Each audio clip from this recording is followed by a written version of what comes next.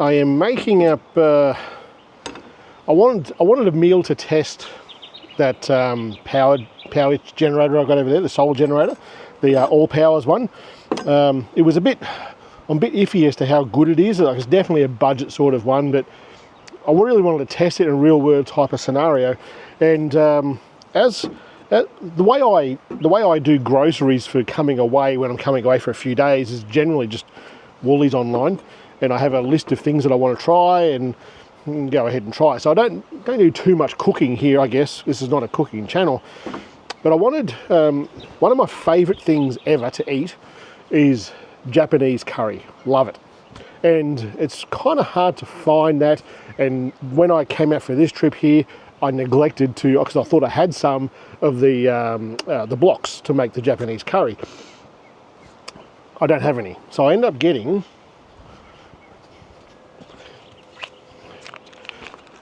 this one, Keen's meal base. So this is going to do something similar, I think, to what the Japanese curry does. So I'm going to just chop up some onions. I've actually got rice cooking, if you can believe it, in a rice cooker right now over here. Can you see that over there? You probably can. So these are, I bought, and next to it is the air fryer. Both of those I'm using in this meal. What's that Kmart brand? And where's the box for that thing? Anco. This is the box that the rice cooker came in. It's a mini rice cooker. As I'm out here most of the time on my own, perfect. It's look how tiny it is. It's like this big. So hopefully that works around right. And it was $15 dues. 15. That was it. And the air fryer there is also a mini air fryer, same brand from Kmart. I think it was like $39. And I kind of go, for that sort of money for camping, I'm going to give it a go. I'm going to have a crack at it. So rice is cooking at the moment. It takes a bit longer. I'll give it another 5 minutes. Then I've got some chicken tenders that I'll put into the air fryer so they're nice and crispy. I'll cook these onions in a frying pan on here, put that meal base in, and I'm going to have something that's going to kind of resemble the Japanese curry. We'll see. Now, if you use these knives, these are the knives from Osprey. They're good. I would suggest to you, if you do a lot of cooking at home, use these at home for a bit as well, because they are somewhat unwieldy when you get out here if you're not used to it. But they rust easy as, and if you've got these and you're not treating them properly, chances are they'll rust. You're going to get some knife wax.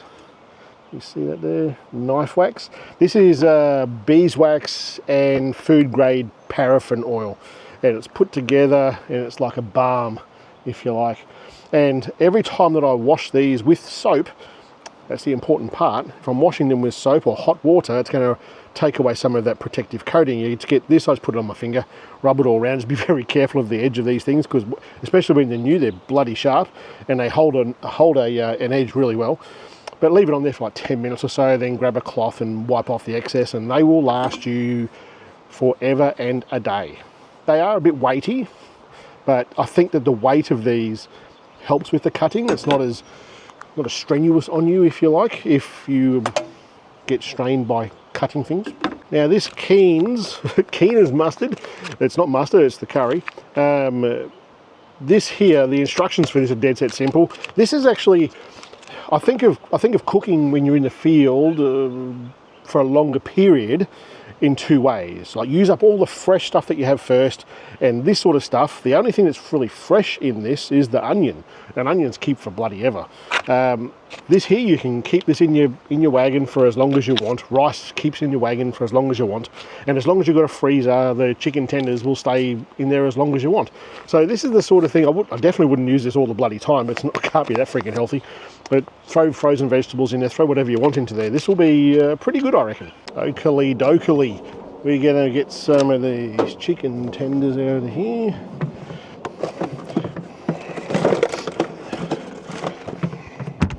These are the ones I'm using. Nothing rocket science about these, just use a couple of these.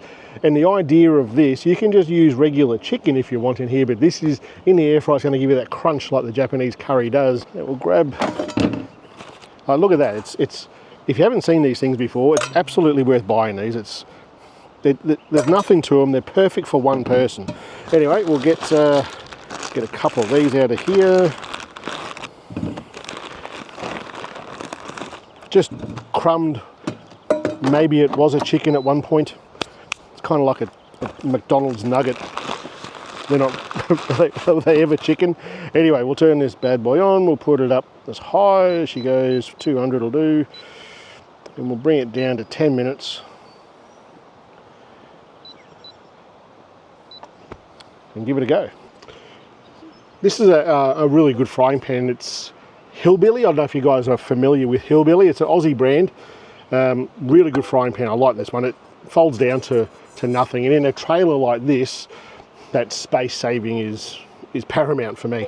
But it's a ripper frying pan. I really do rate it.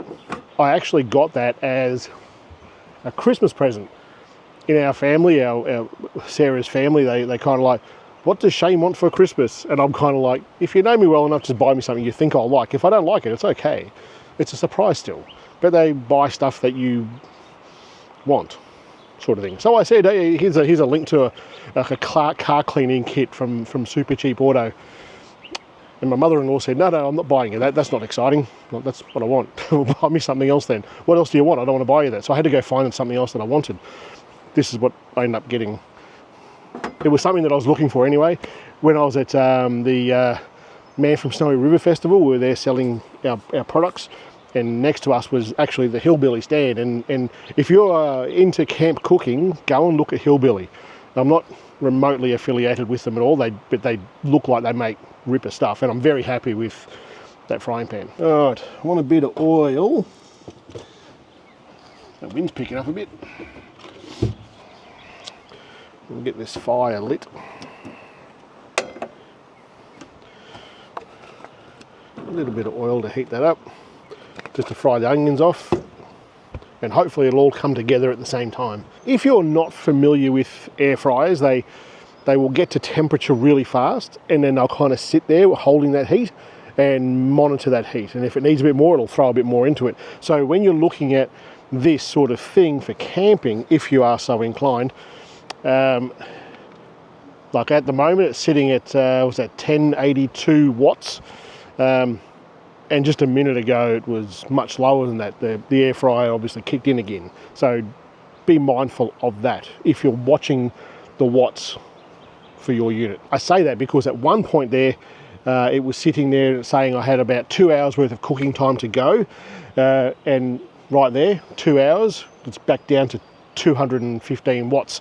And when the air fryer kicked in, it had 27 minutes left worth of cooking time to go, and that was it. Let's get these in there. I was sitting there wondering why this onion isn't cooking away, because the bloody thing blew out. There is definitely a use case on a windy day like today for induction cooking. And after a live stream a little while ago, someone actually asked about induction cooking, and I went out and bought one, but that sucker is not powerful enough to run it. It's a 2000 watt induction cooker. Got it from Super Cheap Auto.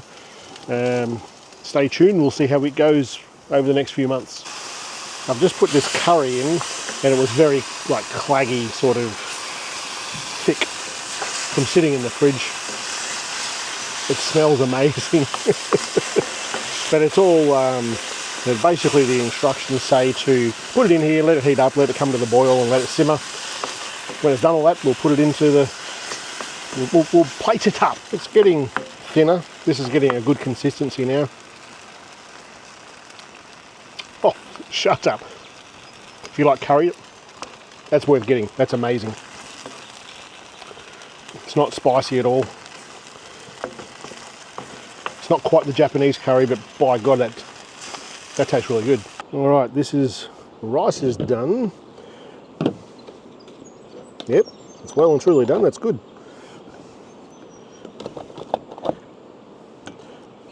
This rice cooker would be perfect for 2 people even.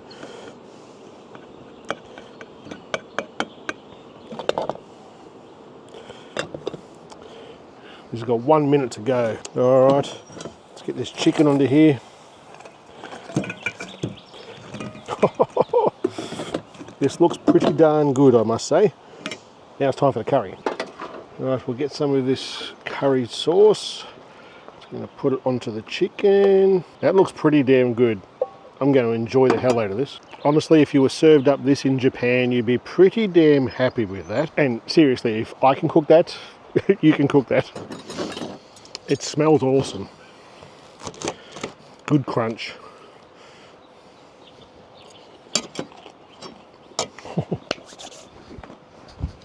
Today is day three or four. 1, 2. I don't bloody know. I think it's Friday today. I've been out here for a while. So I'm at 7 Mile camping spot.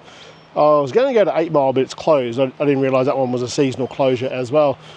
It seems that when I first got here, there was someone way down the other end and they left not long after, and I thought, beauty, I've got this place to myself.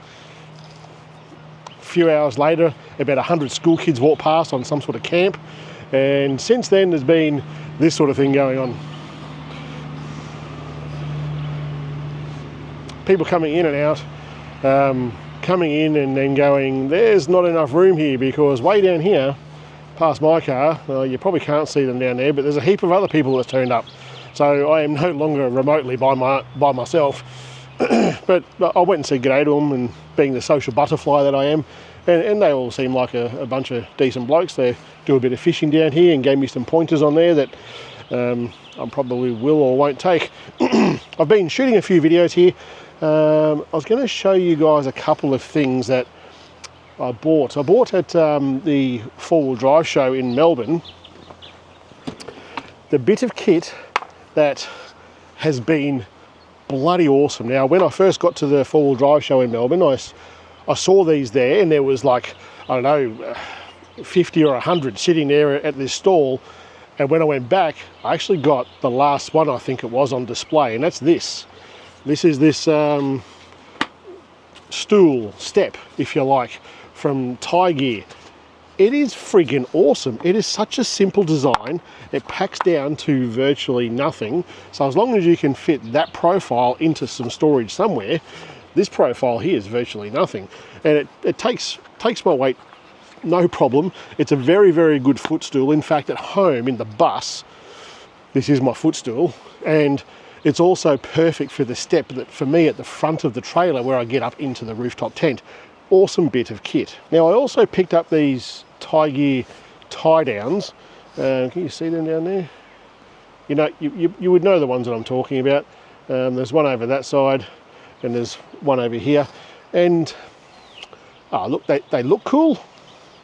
They look neat. I've got them now, so that I will continue to use them. What I had before with the spring and the carabiner on the top, it achieves virtually the same thing. Virtually, it's pretty neat. These are the tension on the bottom, the spring tension on the bottom. The spring that I had on top of mine does the same thing. They just look good.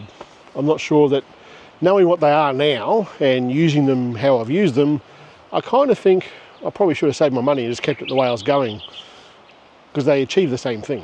And in fact, I would argue the other ones are actually a little bit better, as in just the regular tie ropes, tent peg, and the carabiner and the spring, because I would put all that in the zip up awning when I put it up there. I leave it on there. These I can't leave on there. They're just too big and bulky.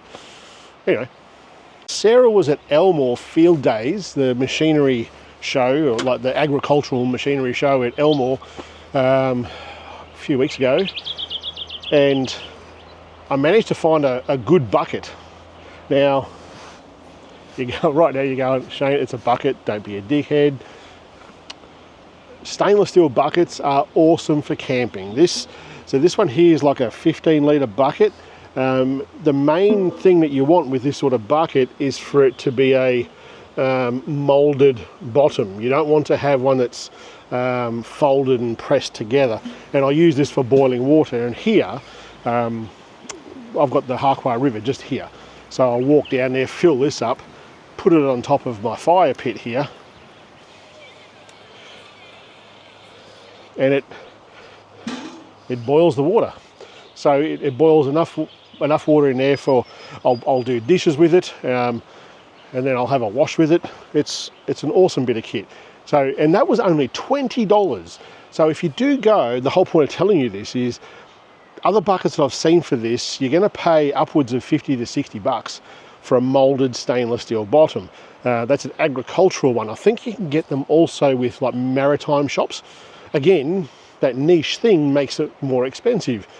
I got these at Elmore Field Days. When you go to those places, and you know when you go to, they've got all these like trestle tables set up and there's a heap of like cheap tools and stuff on there, those sorts of places. They've got everything from tire irons to friggin' jigsaw blades, all those sorts of things, and they're cheap. Got this from that same place, $20. Cheap as chips. I kind of wish I bought two. I'll probably end up heading back tomorrow.